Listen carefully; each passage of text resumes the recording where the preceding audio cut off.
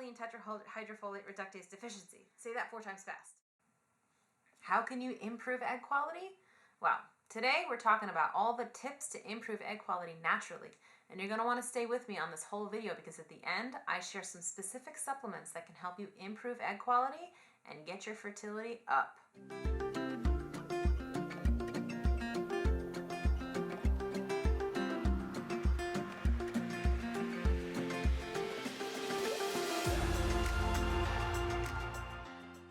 Hi ladies, welcome back to Fertility Mom. If you want tips, tricks, and secrets to help increase your fertility and get pregnant faster, then subscribe to my channel and hit the bell so you know when I upload new stuff to you every week.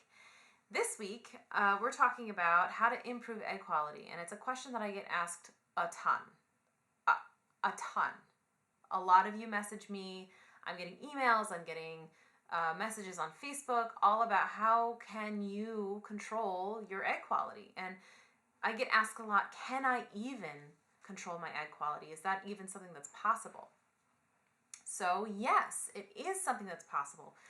It's on an ever-changing basis though. So you can't control eggs that you are about to ovulate like tomorrow. Definitely, certainly don't have any control over the ones that happened in the past. So if you ovulated a week ago, there's nothing you can do about the egg quality now. But you can do slight changes for the eggs that are going to be even released 2 weeks from now. You can do some things, but certainly the eggs that are coming 3-4 months down the line, you can do a ton to increase the health of those eggs and increase your pregnancy chances. Now, the egg maturation cycle is between 3 and 4 months. So if you start today, the egg that you're going to release 3-4 months down the line is going to be really, really good if you employ all of these different things that we're going to talk about today. When we talk about wanting to improve egg quality, we need to talk about what causes poor egg health to begin with. And it's kind of complicated, but I'm going to simplify it. It comes down to something called mitochondria. Mitochondria are found in every cell in the body, and they are called the powerhouse. And they're called the powerhouse because they are the things that make energy for your cells to use. So mitochondria make energy, your cells use that energy to do everything that it needs to do. If you have dysfunctional mitochondria, you can't make enough energy to do the things you need to do. So each cell makes its own energy, and if that cell doesn't have enough energy to divide or do this job or that job, it can't do it, and it becomes a dysfunctional cell. And in terms of your eggs, if your mitochondria inside your egg cell can't make enough energy, it can't actually make a healthy, viable pregnancy. It won't be able to divide as fast as it's going to need to in order to become a healthy embryo and a healthy baby. So things that affect your mitochondrial health or your cellular health are going to be things like toxins, your diet and nutrition, inflammation. There's that inflammation again. Things that cause high inflammation cause cellular damage, and they can decrease the function of your mitochondria. So these are all things that you're going to want to think about, but in terms of what we're actually doing, we're affecting on a very basic level the mitochondria inside your egg, and that means you're affecting the mitochondria in your entire body when you do these things. So when we're talking about improving egg quality, you also want to know, is this something I need to concern myself with? Do I need to worry about egg health? Some people do, and some people don't necessarily have to, but it's not a bad thing.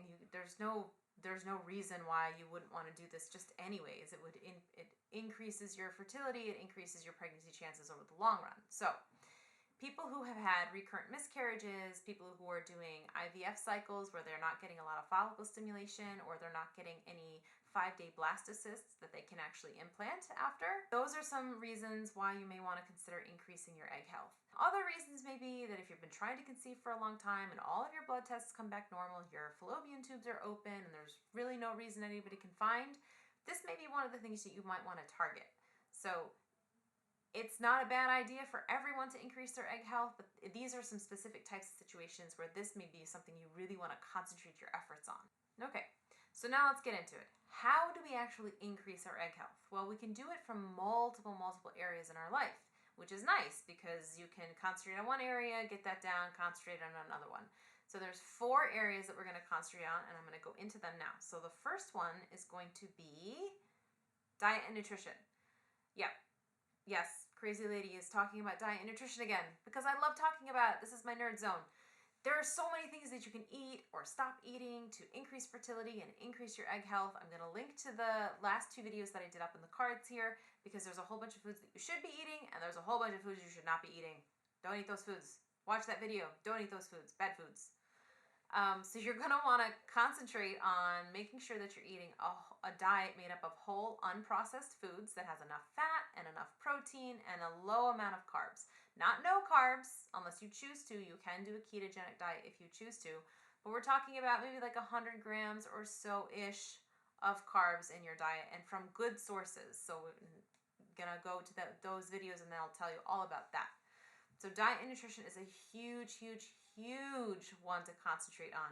You're going to want to concentrate on getting most of your vitamins, minerals, and nutrients from your diet and not your supplements because you really, really can't out-supplement a bad diet. You can try. Some people will succeed, but it's probably not the smartest idea to try and override a really unhealthy diet by taking 175 supplements. So diet and nutrition, really concentrate on that one. That one's a great, great way to increase your egg health. Area number 2 you're going to want to focus on to improve your egg quality is your lifestyle. And what I really mean by this is your exposure to toxins. And this can come from anywhere. You're getting toxins thrown at you from every angle. And specifically for us women, they're coming from the things we put on our skin and on our bodies, like our makeup, our hair care products like our shampoo and conditioner. Our deodorant is a big one. If your deodorant has aluminum in it, get rid of that one. Get a natural one that doesn't have aluminum. Your toothpaste, so many things. Do me a favor, hit me down below in the comment section if you want me to do a product specific video about the different kinds of things that you should actually be using that are better for your body. I can do a whole episode on that stuff because there's a lot of different things in makeup that's not good for us, but it's too much to go into in this specific video. So if you want me to do another video, hit me down in the comments and I will make sure to get that out to you ASAP. The other lifestyle things that you're going to want to look into are your exposure to all these other toxins like something called EDCs or endocrine disrupting chemicals, and these can come from mainly plastics. So you're going to want to decrease your exposure to plastics, which is actually pretty hard to do, but if you start with the basics of not drinking water out of plastic water bottles, especially if they've been left in hot cars, then that actually decreases your exposure quite a bit. Don't warm your food up in the microwave in plastic containers. You're going to want to make sure that you're buying whole unprocessed foods, which mostly don't come in plastic containers. Antibacterial soap is another one. If you're using antibacterial soap, that's actually been associated with infertility issues in women and men, but in women. So if you're using soap that says antibacterial soap on it, just get rid of that and get a different kind of soap. You could still use the hand pump soap, but just make sure it doesn't have all those antibacterial stuff and Purell is bad for you. Like all of these things that we're putting on our bodies, we're actually introducing a whole bunch of toxins into our bodies. And if we have high inflammation and all these things, we're not able to really detox very well. So if you're putting a high amount of toxins in and not putting all the good stuff in to help you detox, it's going to be harder for your body to actually hormonally regulate, which is why we call them endocrine disrupting chemicals, because they actually get in the way of your hormonal regulation. And this can affect your ovulation, whether you ovulate or not, and it absolutely has big implications on your egg health. So your lifestyle factors are take a look at all the things that you're putting on your body and decrease the toxic exposure that you have to plastics and other kinds of chemicals like your cleaning products. Area number 3 to concentrate on to increase quality of your eggs is going to be stress reduction and mindset practices. I did talk about this a little bit in my stress video. I will link to it up in the cards. But if you're having high levels of stress and high levels of cortisol, your body is actually stealing the building blocks of your reproductive hormones from making reproductive hormones, and they're actually using it to make cortisol. So if you're having a lot of stress and a lot of cortisol, you're not making the reproductive hormones that you need to have a proper menstrual cycle and proper ovulation. So it's not going to you're not going to be ovulating very well. Your egg quality is going to be a lot lower. So in order to improve your egg quality through this way, you're going to want to start implementing things like meditation and a good self-care routine where you're feeling calm and relaxed and you're able to go to sleep and have a good 6, 7, 8 hours of sleep. So I'll link to the stress video up in the cards where I talk about meditation and its effect on the body a little bit more. But stress reduction and mindset practices to improve egg quality is a big deal. Area number 4 that you're going to want to concentrate on when you're trying to improve your egg quality is your supplements. Now, I do not believe you can out-supplement a bad diet or a bad lifestyle.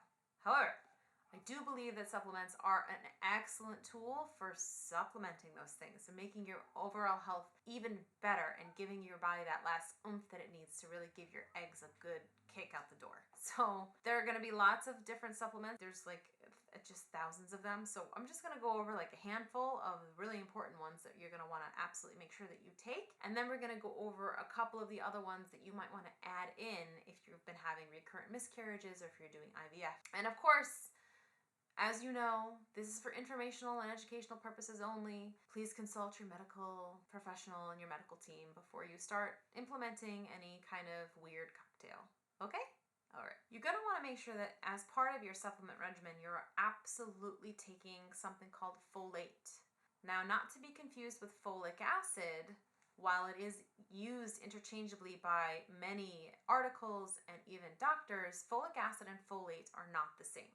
Folic acid is the synthetic, man-made version of what we normally find in food as folate. And while it can actually be good for you in some ways, it's not as good as folate and has even been implicated in some increased instances of cancers in men. So you don't have to take folic acid, but you do need to take folate. Folate is the thing that you're going to want to take, methylfolate to be specific, and you're going to want to take at least 800 micrograms per day. So you're going to find a multivitamin that has 800 micrograms or even up to 1200. And this is especially important in people who have MTHFR, which is methylene tetrahydrofolate reductase deficiency. Say that 4 times fast. I can't. That's probably the only time that I'm going to be able to say that. But people with MTHFR have an inability to actually change folic acid or folate into the actual bioavailable form that it needs to take. So you're going to want to make sure that you're taking enough folate and not folic acid. If you have MTHFR, you cannot change folic acid over into what you need it to be, so you need to take folate, and you need to make sure you're taking enough. If that is something that you've been diagnosed with MTHFR, then your medical care provider can give you a lot more direction on how much you specifically need to take, because some women are taking quite high doses of their folate. So folate is important to take. It's specifically important in improving egg quality because it helps your mitochondria actually make energy. So the things that we're talking about today are to improve your egg quality, and it's because your mitochondria need folate in its electron transport chain to make energy. That's why folate is important. So folate is something that you're definitely going to want to make sure you're getting in your multivitamin. If your multivitamin says folic acid, throw it in the bin. No good. Another vitamin you want to take to improve egg quality is going to be vitamin D. Vitamin D3 specifically, which is the more active form of vitamin D. And you're going to want to take around 4,000 IU daily of vitamin D. The current FDA recommendations for vitamin D is around 600 IU daily, which is just woefully inadequate. It's just not enough. And there's been a ton of research around this, and it has been determined that it's around 4,000 IU per day that keeps your body in a good range.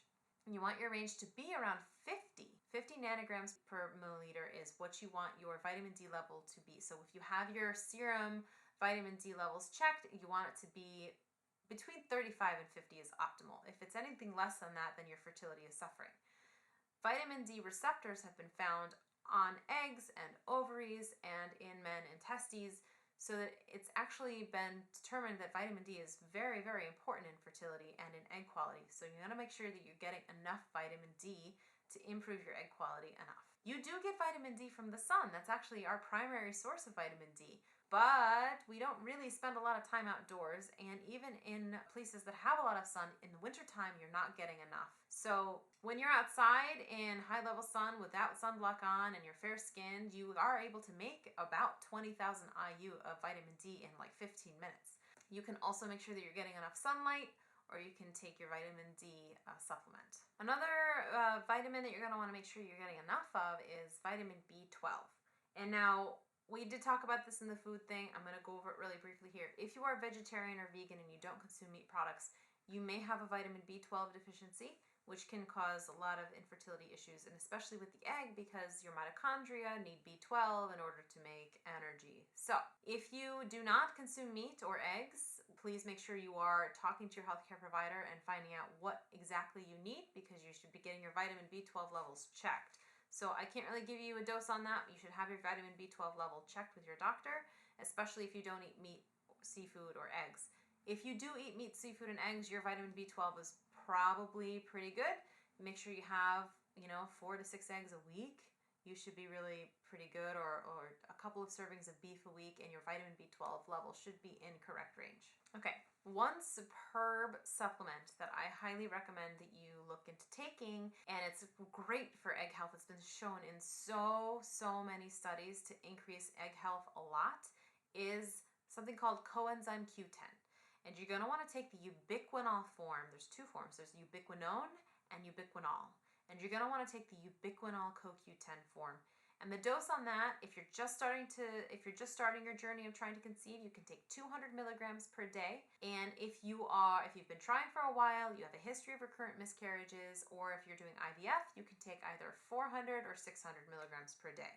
And you're going to want to split that between two doses. So you're going to want to take, like 200 in the morning and 200 at night, or 300 in the morning and 300 at night, depending on what dose you're going to do. And CoQ10 is, it's a couple of different things. A lot of people say that CoQ10 is an antioxidant, and it is an antioxidant, but it is also naturally occurring in your body, and it is used by your mitochondria in the electron transport chain to actually make energy. So your cells literally need this CoQ10 to make energy, and that's why it improves your egg cells so much, because it really improves the ability for your mitochondria to create energy. So ubiquinol CoQ10 is a great supplement to look into taking, and that would be once you have your supplement regimen in place and you've been taking care of your diet and your nutrition and your lifestyle, and you've been stress managing all your stuff. If you've got all of that in place, the first extra supplement to add in to increase egg health would be ubiquinol, the ubiquinol coenzyme Q10, instead of worrying about all these other random ones that we're going to talk about in a second.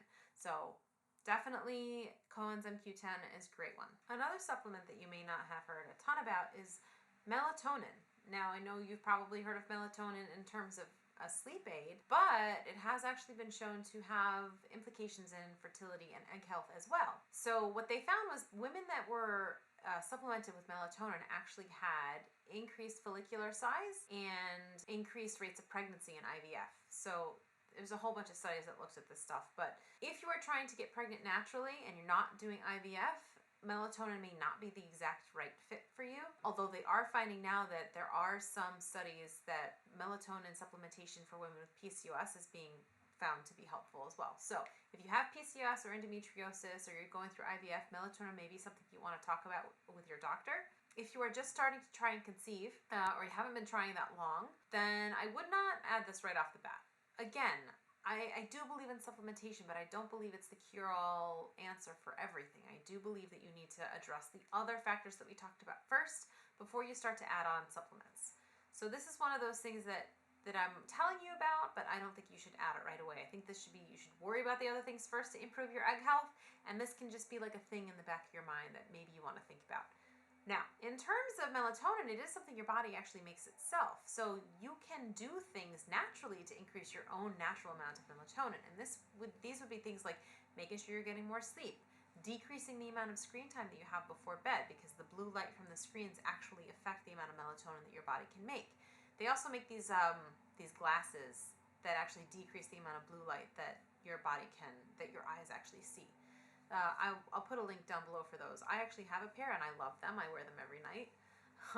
So those glasses actually can help your body make more melatonin and not be so affected by the light on the screens. So melatonin is something that you can think about. Other supplements like vitamin C and vitamin E. Now those are antioxidants that can help neutralize free radicals, which we've spoken about before. And again, my thing on supplementation is get the bulk of your vitamins, minerals, antioxidants, get most of that stuff from your diet. I do tell you vitamin C and vitamin E has been shown in some studies to increase your egg health. Okay, so some other supplements that you might have heard of are royal jelly and maca. And these are superfoods and they're really micronutrient rich, but they're not supposed to be for everybody. You should not jump to throwing this into your supplement regimen until you have addressed your diet and nutrition mainly, other lifestyle components, and then you've got your basic foundation set up. You're going to hear me say this a lot because I do not believe that supplementation is the answer for everything. So, maca is actually a root vegetable used mainly in Peru. It's a Peruvian root vegetable, but it's a food. And they grind it up, and there's different kinds of colors of powders and whatever. I'll do a whole video on maca just in and of itself. But if you have an estrogen dominant fertility challenge like endometriosis or PCOS, do not take maca. Maca is not for you. Bad. They're also mowing the lawn outside, so you might hear a little buzzing, but just ignore it for now. Just ignore it. Just listen to me. Royal jelly is derived from bees and bee pollen, and it's supposedly the thing that they give to the queen bee so that she can make all the cajillion eggs that she needs to make. I have seen women have some really good outcomes with royal jelly, but again, have all your other things in place before you consider adding royal jelly. That can be in capsule form. They make powders of it. You can add it to smoothies and that kind of thing. I tell you about it here just so that you're aware of these things and you understand what they're for and that they can help you improve your egg quality. But again, I don't want you to rush right to them first, okay? I will do separate videos on all of these things. So maca and royal jelly can be good, but I would not rush to them, especially if you have PCOS or endometriosis. So now you know some of the things you can do to improve your egg quality.